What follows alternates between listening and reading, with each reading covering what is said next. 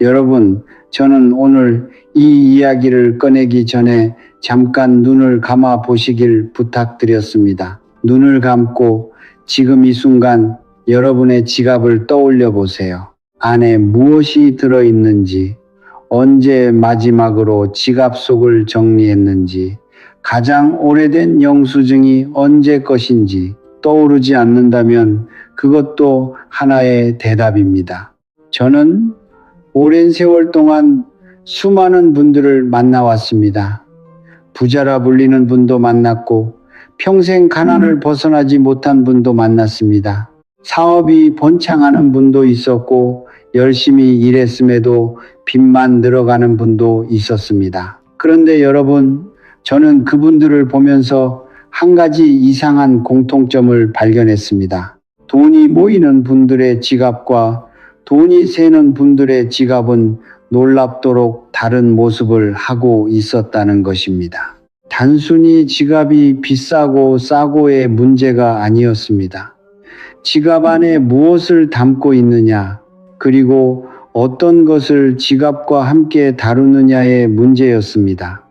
여러분, 혹시 이런 느낌을 아십니까? 한 달 내내 쉬지 않고 일했는데 월말이 되면 통장에 남는 것이 없는 그 기분을, 분명히 돈을 벌고 있는데 어디로 흘러가는지 알 수 없는 그 막막함을, 가족 중 누군가에게 돈을 빌려줬다가 결국 돈도 잃고 관계도 상하게 된 그 쓴맛을, 이 세 가지 중 하나라도 고개가 끄덕여진다면 오늘 제가 드리는 이야기를 끝까지 들어주시기 바랍니다. 저는 오늘 여러분께 단 2가지를 말씀드리겠습니다. 첫 번째는 여러분이 지금 이 순간에도 지갑 안에 무심코 두고 있는 것들 중 재물을 매일 조금씩 밀어내고 있는 것들이 무엇인지입니다. 두 번째는 절대로 다른 사람에게 빌려주어서는 안 되는 물건들, 그런데 우리 대부분이 아무 생각 없이 빌려주고 있는 그 물건들이 무엇인지입니다. 이 2가지를 알고 바꾸는 것만으로도 여러분 삶의 기운이 달라질 수 있습니다. 돈을 더 벌어서가 아닙니다. 이미 흐르고 있는 기운의 방향을 바로잡는 것이기 때문입니다. 오늘 이 자리의 비용은 전혀 들지 않습니다. 비싼 부적을 사실 필요도 없고 먼 곳에 저를 찾아가실 필요도 없습니다. 다만 오늘 이후에 여러분의 지갑을 바라보는 눈이 조금 달라지기를 바랍니다. 먼저 지갑 이야기를 드리기 전에 제가 수년 전에 만났던 한 분의 이야기를 들려드리겠습니다. 서울에 사는 50대 초반의 여성분이었습니다. 작은 반찬 가게를 운영하시던 분인데 성실하기로는 제가 아는 분들 중에서 가장 성실한 분이었습니다. 새벽 4시에 일어나 시장을 보고 늦은 밤까지 가게 문을 닫지 않으셨습니다. 빚을 지는 것을 극도로 싫어하셔서 카드값은 항상 제때 내셨고 외상 거래도 하지 않으셨습니다. 그런데 이상하게도 통장에는 항상 쪼들렸습니다.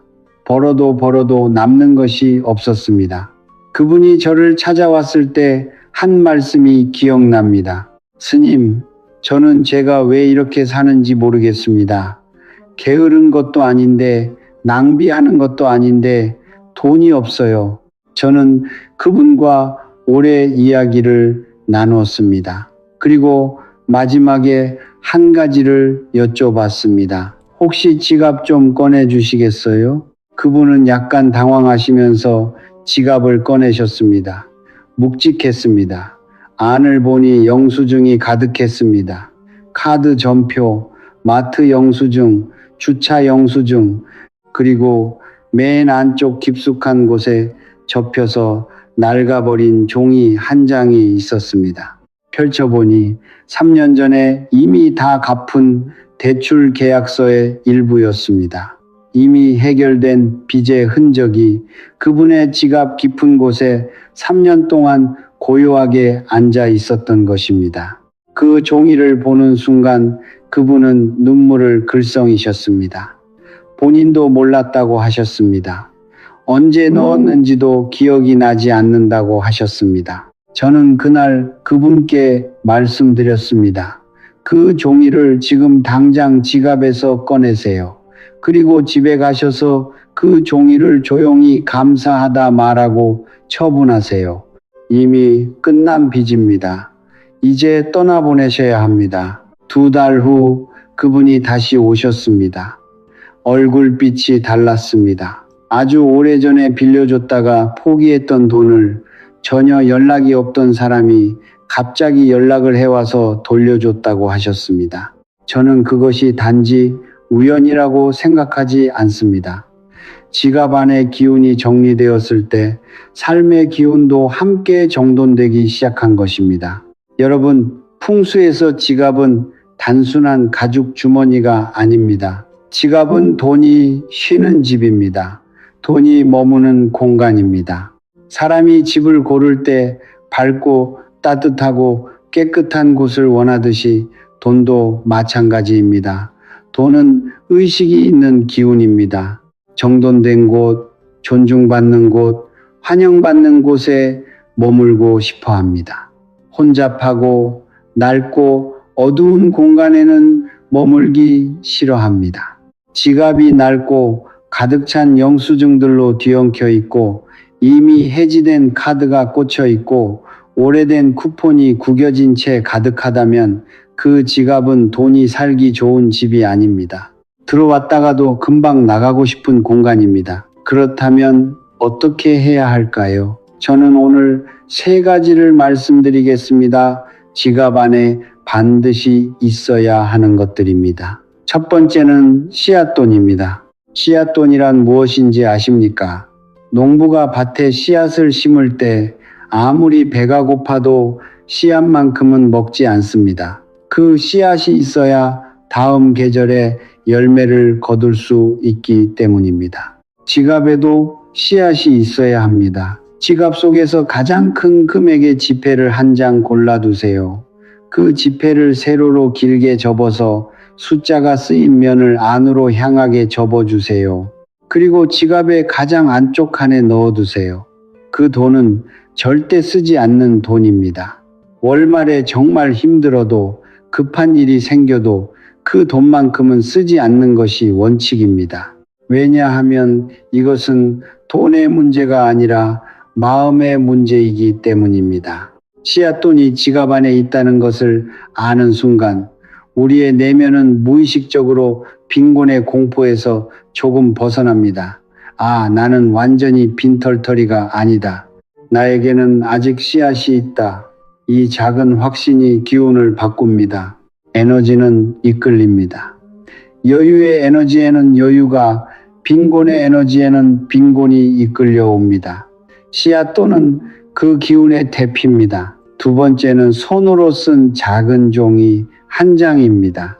컴퓨터로 출력하거나 핸드폰 메모 화면을 캡처하는 것이 아닙니다. 흰 종이에 볼펜으로 손으로 직접 써야 합니다. 내용은 간단합니다. 여러분의 이름, 생년월일, 그리고 소원 한 문장입니다. 단, 소원을 쓸 때는 미래형이 아닌 현재형으로 쓰셔야 합니다. 예를 들어, 저는 빚을 갚고 싶다. 저는 돈이 많았으면 좋겠다. 이렇게 쓰지 마세요. 대신 저의 재물이 날마다 풍성해지고 있습니다. 저는 충분한 풍요 속에서 살고 있습니다. 이렇게 쓰세요. 손으로 직접 쓴 글씨에는 그것을 쓴 사람의 기운이 담깁니다. 글씨 한 획에 여러분의 기운이 스며드는 것입니다. 그 종이를 씨앗돈 뒤에 넣어두고 다른 사람에게는 절대 보여주지 마세요.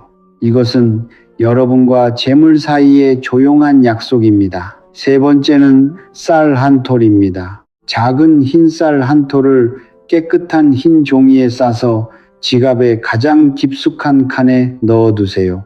쌀은 토기 투해를 담고 있습니다. 흙에서 나고 물을 머금고 햇빛을 받아 자란 쌀은 오행우싱의 기운이 고르게 담긴 곡물입니다. 예로부터 풍수에서 쌀은 풍요의 씨앗이라 불렸습니다. 매달 첫날 낡은 쌀을 꺼내 흐르는 물에 조용히 흘려보내고 새 쌀로 교체해 주세요. 이 세 가지가 지갑 안에 자리를 잡을 때 여러분의 지갑은 단순한 가죽 주머니가 아니라 재물을 담는 그릇으로 탈바꿈합니다. 그런데 여러분, 지갑 안에 무엇을 넣느냐도 중요하지만 지갑에서 무엇을 꺼내느냐도 중요합니다. 오늘 집에 돌아가시면 지갑을 꺼내서 조용히 앉아 안을 들여다보세요. 3개월 이상 된 영수증이 있다면 꺼내세요. 유효기간이 지난 카드가 있다면 꺼내세요. 쓸일 없는 쿠폰, 잊어버린 멤버십 카드, 누군가에게 줘야 했는데 잊어버린 메모지도 꺼내세요. 그리고 무엇보다 이미 해결된 빚과 관련된 서류, 계약서, 메모가 있다면 반드시 꺼내세요. 그것이 아무리 오래전에 해결된 것이라도 그 기운은 아직 지갑 안에 머물고 있습니다. 지갑을 비운다는 것이 두렵게 느껴질 수도 있습니다. 하지만 기억하십시오. 비워진 공간에 새 것이 들어옵니다. 낡은 것을 붙잡고 있으면 새 것이 들어올 자리가 없습니다. 이제 제가 가장 조심스럽지만 동시에 가장 명확하게 말씀드려야 할 부분에 이르렀습니다. 절대로 빌려주어서는 안 되는 물건들에 대한 이야기입니다. 여러분, 이것은 미신이 아닙니다. 오랜 시간 동안 수많은 분들의 삶을 지켜보면서 쌓아온 기운의 원리에 관한 이야기입니다. 저는 이것을 규칙이 아니라 이해로 받아들여 주시기를 바랍니다. 이해할 때에만 자연스럽게 지켜지고 자연스럽게 지켜질 때에만 기운이 바뀌기 때문입니다. 첫 번째, 지갑은 절대 빌려주어서는 안 됩니다. 단 하루라도 안 됩니다. 가장 가까운 가족이라도 안 됩니다. 지갑은 오랜 시간 동안 여러분의 손에서 손으로 전해지며 여러분의 기운을 흡수합니다. 여러분의 체온, 여러분의 습관, 여러분의 에너지가 지갑 안에 스며들어 있습니다. 지갑은 이미 여러분에게 맞춰진 물건입니다.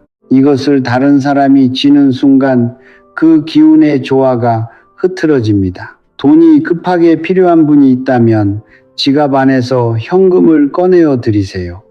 지갑 자체를 건네지는 마세요. 이것이 인색한 것이 아닙니다.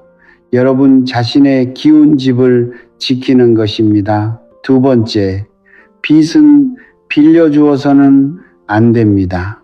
가족 사이에서도 친한 친구 사이에서도 마찬가지입니다. 빚은 머리카락을 통해 사용하는 물건입니다.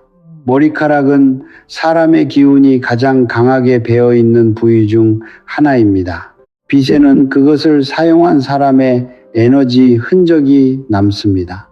여러분의 빚을 다른 사람이 사용하면 여러분의 기운 일부가 그 사람을 따라 나갑니다. 사소한 것 같지만 저는 이와 관련된 이야기를 많이 들어왔습니다. 빚을 빌려준 이후에 이유 없이 기운이 빠지거나 작은 일들이 꼬이기 시작했다는 분들의 이야기를 여러 들었습니다. 빚은 각자 것을 사용하세요. 아이들 것도 따로 마련해 주세요. 세 번째, 손목시계는 빌려주어서도 안 되고 사용하던 것을 다른 사람에게 선물해서도 안 됩니다. 시계는 시간을 측정하는 도구입니다. 그런데 풍수에서 시간은 운명과 직결되어 있습니다. 오래 착용한 손목시계는 그것을 찬 사람의 생체 리듬, 즉 그 사람만의 시간의 흐름을 담습니다. 그 시계를 다른 사람이 차면 두 사람의 운명 기운이 섞이는 것입니다. 어떤 경우에는 이것이 서로에게 좋지 않은 방향으로 작용합니다. 새 시계를 선물하는 것은 괜찮습니다. 하지만 내가 수년간 차고 다니던 시계를 다른 사람의 손목에 채워주는 것은 조심하셔야 합니다. 부산에 사시는 50대 후반의 사업가분이 있었습니다. 10년 넘게 성공적으로 사업을 이끌어 오시던 분이었는데 어느 해 갑자기 모든 것이 흔들리기 시작했습니다. 거래처가 계약을 취소하고 믿었던 직원이 퇴사하고 건강도 나빠지기 시작했습니다. 그분과 긴 이야기를 나누다가 저는 여쭤봤습니다. 약 1년에서 2년 전 사이에 가까운 사람에게 무언가 중요한 것을 건네주신 적이 있으십니까? 잠시 생각하시더니 그분이 말씀하셨습니다. 15년 넘게 차던 시계를 오래된 친구에게 준 것이 생각납니다. 사업이 잘 될 때라 기분이 좋아서 그냥 줘버렸습니다. 저는 그 시계가 그분의 대운다원이 정점에 오르던 시기에 다른 사람에게 넘어갔다고 보았습니다. 중요한 것은 잃어버린 것을 되찾으려는 집착보다 지금부터 새로운 흐름을 만드는 것입니다. 그분과 함께 기운을 회복하는 데 집중했고 반년이 지났을 무렵 조금씩 회복의 기미가 보이기 시작했습니다. 네 번째, 신발은 빌려주어서는 안 됩니다. 특히 외출할 때 신는 신발은 더욱 그렇습니다. 신발은 땅과 직접 닿는 물건입니다. 여러분이 걸어온 모든 길, 발을 디딘 모든 장소의 기운이 신발 밑창에 쌓입니다. 특히 오랫동안 신어온 신발에는 여러분만의 고유한 땅의 기운이 깃들어 있습니다. 그 신발을 다른 사람이 신게 되면 쌓인 기운이 그 사람에게 넘어갑니다. 이것이 꼭 나쁜 것만은 아닐 수도 있지만 좋은 운의 흐름 속에 있는 분이 그 신발을 빌려준다면 운기가 함께 따라갈 수 있습니다. 신발은 각자의 것을 신으십시오. 아무리 사이즈가 맞더라도 빌려 신지 마시기를 바랍니다. 다섯 번째, 가족 사진과 개인 사진은 외부인의 집에 두지 마세요. 사진은 그 안에 담긴 사람과 기운의 연결 통로입니다. 여러분의 사진이 다른 사람의 집에 걸려 있거나 놓여 있다면 여러분의 에너지 일부가 그 공간에 묶여 있는 것입니다. 특히 관계가 불편한 사람의 집에 여러분의 사진이 있다면 그것은 단순한 사진이 아닙니다. 그것은 여러분의 기운이 낯선 공간에서 방황하고 있는 것과 같습니다. 재물이 집을 찾지 못하는 이유 중 하나가 이것일 수 있습니다. 여러분의 사진은 여러분의 집 안에 여러분이 편안하게 느끼는 사람들의 공간에만 두시기 바랍니다. 여러분, 여기까지 들으시면서 혹시 마음속으로 이런 생각이 드셨을지도 모릅니다. 그래도 되는 건가? 그것도 안 되는 건가? 너무 까다로운 것 아닌가? 저는 이렇게 말씀드리고 싶습니다. 이것은 규칙을 지키는 문제가 아닙니다.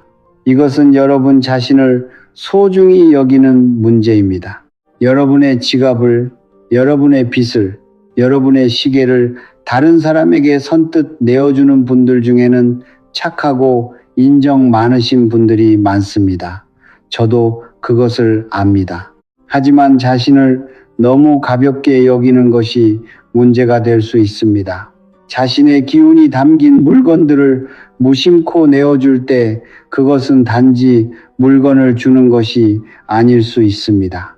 여러분 스스로의 소중함을 낮잡아 보는 것일 수도 있습니다. 저는 여러분이 그러지 않으셨으면 합니다. 이제 제가 오늘 가장 드리고 싶은 이야기에 이르렀습니다.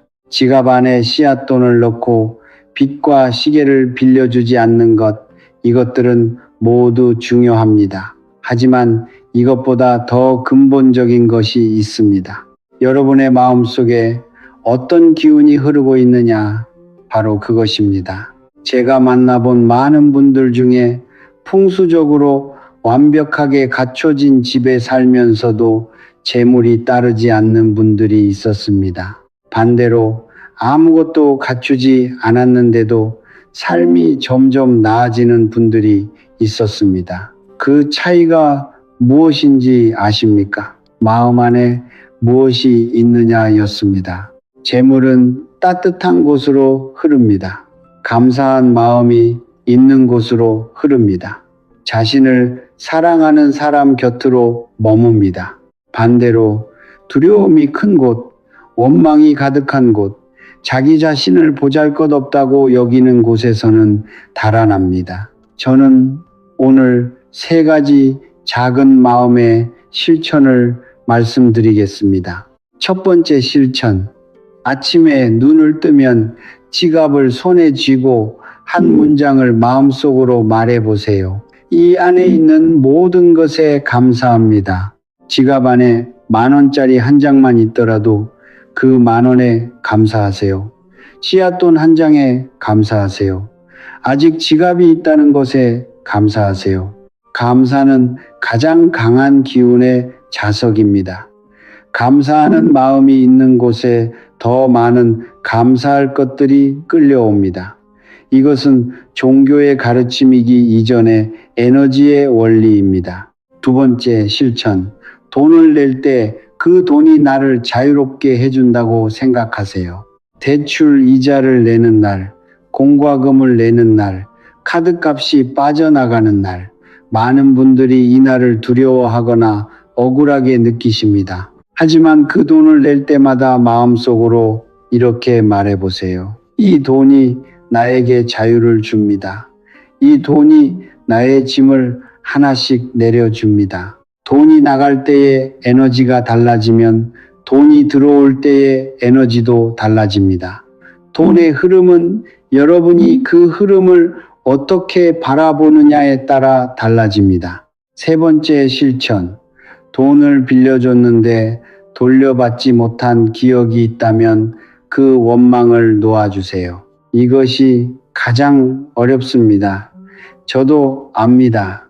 그런데 여러분 생각해 보십시오. 그 사람을 원망하는 에너지가 지금 어디에 있습니까? 그 사람 안에 있는 것이 아닙니다. 여러분 안에 있습니다. 여러분의 에너지가 그 원망 속에 묶여 있습니다. 그 원망을 놓아준다는 것은 그 사람을 용서하는 것이 아닙니다. 여러분 자신을 그 에너지의 속박에서 풀어주는 것입니다. 여러분의 재물 기운이 그 원망 쪽으로 향하지 않도록 방향을 바로잡는 것입니다. 돈을 빌려준 사람에게 마음속으로 이렇게 말해보세요. 당신이 갚든 갚지 않든 나는 내 길을 갑니다. 나는 그 돈보다 크게 살 것입니다. 이 마음이 자리를 잡을 때 신기하게도 오랫동안 막혀있던 것들이 조금씩 움직이기 시작합니다. 성철 큰 스님께서 이런 말씀을 남기셨습니다. 마음이 비워질 때 복이 들어올 자리가 생긴다. 원망, 두려움, 빈곤의 공포, 이것들로 가득 찬 마음 안에는 복이 들어올 자리가 없습니다. 작은 것들을 하나씩 놓아드릴 때 그 자리에 새로운 것들이 들어옵니다. 여러분, 오늘 저는 많은 이야기를 드렸습니다. 지갑 안에 씨앗돈을 넣는 것, 손으로 쓴 소원 종이를 넣는 것, 쌀 한 톨을 담는 것, 지갑 안에 낡은 에너지를 정리하는 것, 빚과 지갑과 시계와 신발을 함부로 빌려주지 않는 것, 그리고 아침마다 감사하고 돈을 낼 때 자유롭다 느끼고 오래된 원망을 놓아주는 것, 이 모든 것들을 오늘 당장 전부 하실 필요는 없습니다. 오늘 딱 한 가지만 하셔도 됩니다. 집에 돌아가셔서 지갑을 꺼내 조용히 앉으세요. 지갑 안을 들여다보세요. 그리고 가장 오래되고 낡은 것 하나를 꺼내세요. 그것이 오늘 할 일의 전부입니다. 작은 것 같습니다. 하지만 작은 것이 기운을 바꿉니다. 물 한 방울이 돌에 구멍을 뚫듯이 작은 것들이 쌓여 삶의 흐름을 바꿉니다. 여러분, 운명은 고정된 것이 아닙니다. 운명은 흐름입니다. 강물처럼 흐릅니다. 그리고 흐름은 방향을 바꿀 수 있습니다. 지금 이 순간 여러분이 무엇을 선택하느냐에 따라 흐름의 방향이 달라집니다. 오늘 씨앗돈 하나를 지갑에 넣는 것, 오늘 아침 지갑을 쥐고 감사하다 말하는 것. 오늘 오래된 원망 하나를 내려놓는 것. 이 작은 것들이 지금 이 순간 여러분의 운명 강물에 작은 물결을 만들고 있습니다. 그 물결은 지금은 보이지 않습니다. 하지만 반드시 옵니다. 파도는 먼 바다에서 시작해서 천천히 그러나 멈추지 않고 해안으로 달려옵니다. 오늘 하루도 여러분의 지갑 안에, 여러분의 마음 안에 맑은 기운이 가득 흐르기를 두 손 모아 빕니다. 오늘 이 이야기가 여러분께 작은 위안이 되었기를 바랍니다.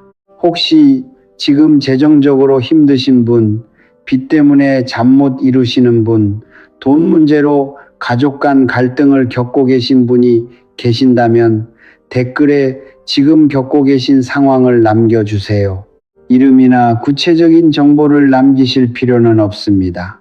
다만 지금 어떤 어려움 속에 있는지를 써주시면 다음 영상에서 그 이야기를 더 깊이 다루어 드리겠습니다.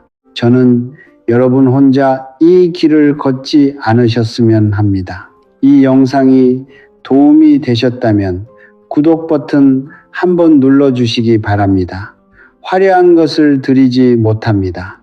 그저 여러분이 일상 속에서 조금 더 편안하게, 조금 더 풍요롭게 살아가실 수 있도록 제가 배우고 경험한 것들을 조용히 나누는 공간이 되겠습니다. 오늘도 이 자리에 함께 해주신 여러분께 진심으로 감사드립니다.